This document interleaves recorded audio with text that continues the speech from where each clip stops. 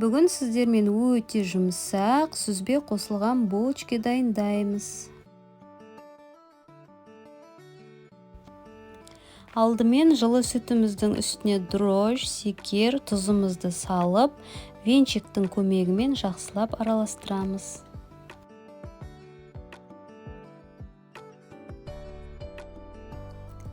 Сүтімізді ұнымыздың үстіне құйып, кейін үстіне сұйық майымызды салып, қамыр илейміз.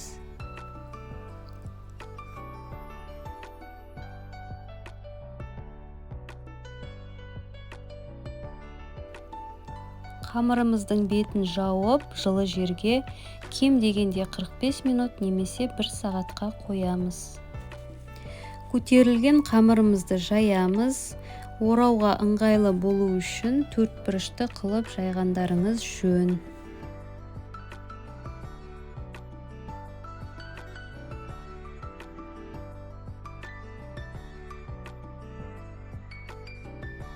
Қамырымызды жайып болып, үстіне бөлме температурасындағы сары майымызды жақсылап жағып, бетіне сүзбемізді салып, лопатаның көмегімен тегістеп жағып шығамыз.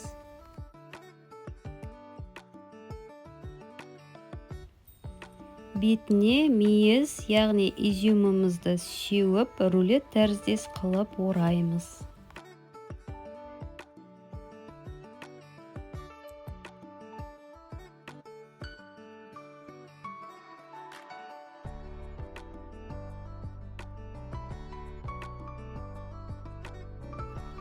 Ара пышақтың көмегімен булочкаларымызды кесіп шығамыз.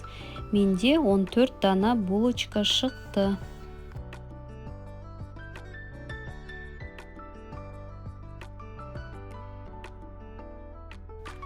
Булочкаларымыздың бетін жауып, қайтадан 30 минут демалдырамыз.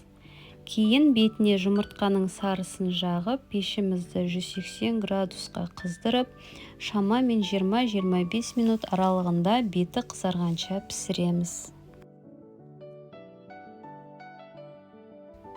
Міндетті түрде дайындап көріңіздер, астарыңыз дәмді болсын. Біздің булочкаларымыз өте жұмсақ болып шығады.